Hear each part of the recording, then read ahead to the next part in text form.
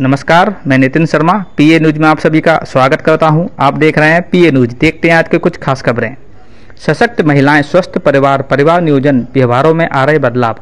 Media उन्मुखीकरण कार्यशाला Tansen hotel Gwalior में आज आयोजित हुई। देखिए ये खास रिपोर्ट। कार्यशाला का जो आयोजन है, कई बार लोग सोच रहे हैं कि क्यों कर रहे हैं कार्यशाला।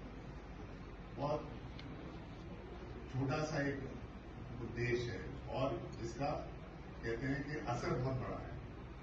छोटा उद्देश्य हम इसलिए कह रहे हैं कि बस एक लाइन का उद्देश्य है, लेकिन असर बहुत बड़ा है, क्योंकि समाज में जो भी संदेश जाता है, जो भी प्रचार प्रसार होता है, वो हमारे मीडिया बंधुओं का उसमें बहुत बड़ा किरदार अदा करते हैं, बहुत बड़ा रोल है।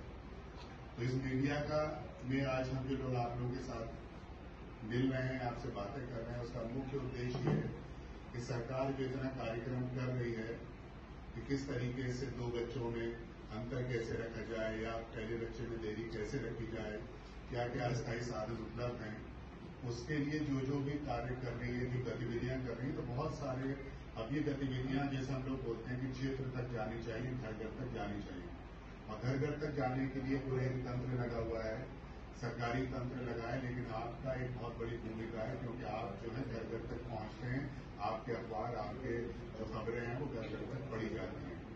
तो इस कार्यशाला का यही उद्देश्य है कि जो भी चर्चा करेंगे और आगे भी जैसे आप जब फील्ड में जाएंगे और आगे भी इस तरह की कार्यशालाएं होती रहेंगी, हम लोग देखते हैं किस तरह से आगे चलता है।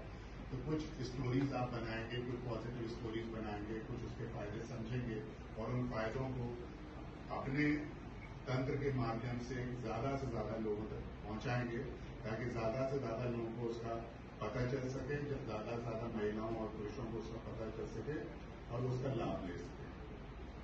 तो मैं इस सत्र में जो सत्र शुरू इसलिए जो मेरा सेशन है सत्र में, इस पूरे जो एजेंडा है उसका उद्देश्य ये है कि पहले मैं उस परियोजना क्या है उसके बारे में थोड़ा सा आपको बता दूंगा, तो अंदाजा लग जाएगा। फिर उसके बाद मैम और सर आपसे बताएंगे कि सरकार क्या कर रही है।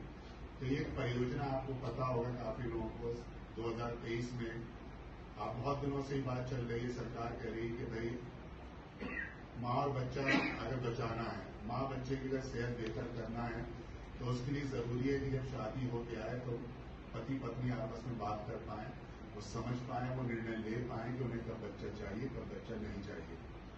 फिर शादी जब एक हो जाती, शादी होती है, उसके बाद जब एक बच्चा हो जाता है, तब ये चर्चा की जा सके, पति पत्नी ये समझ सके, देख सके कि क्या पत्नी की सेहत, घर के हालात ऐसे हैं कि जहाँ पर अगर हम अगला बच्चा कब चाहते हैं और क्यों चाहते हैं, इन सब पे चर्चाएं खुल के की जा सके, और सरकार इस पर बहुत काम कर रही है। इस चीज को लेके 2023 में कार्यक्रम शुरू किया गया, जिस परियोजना उसका एक नाम रखा गया विकल्प। और जैसा कि विकल्प शब्द है, विकल्प का मतलब सब जानते हैं, आप लोग सब विद्वान लोग हैं कि विकल्प है, ऑप्शन देता है। जैसे हम लोग जब रेस्टोरेंट में खाना खाने जाते हैं तो पहले कहा कि दाल ही दाल आएगी, तो मैं कुछ और नहीं मांगता, बात दाल भी है, फिर जाते हैं बहुत सारे बताता है, मटर पनीर ये सब्जी वो सब्जी, तो फिर बहुत सारी चीजें मुझे अच्छी, अब मुझे क्या अच्छा लग रहा है वो मैं चुनता हूँ। तो सरकार भी यही कह रही है कि सरकार ने बहुत सारे गर्भनिरोधक साधन लेकर आई है, 2016 में भी नए साधन लेकर आई।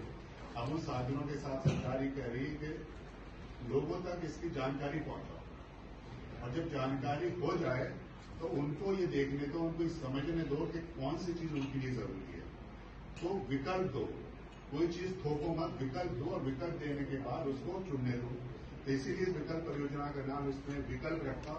और इस विकल्प परियोजना का जो मुख्य है, क्या क्या कार्य कर रहे हैं, इसमें क्या होता है, इसके अंदर मैं थोड़ी सी चर्चा आपसे करूंगा।